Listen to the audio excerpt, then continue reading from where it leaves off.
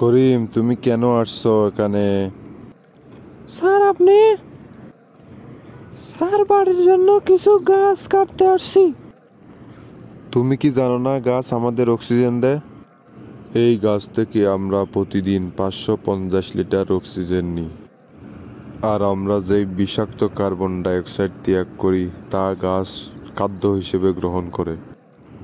আর আমরা যদি এই গাছ কেটে ফেলি তাহলে আমরা অক্সিজেন পাবো কোথায় থেকে, এবং কার্বন ডাইঅক্সাইড গ্রহণ করবে কারা? আমরা যদি এভাবে গাছ কাটতে থাকি তাহলে অক্সিজেনের অভাবে আমরা মারা যাব। তুমি কি চাও অক্সিজেনের অভাবে পুরা প্রাণী জগৎ মারা যাক?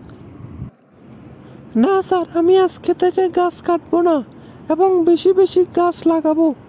আর যারা গাছ কাটে তাদেরকে বাধা দিব।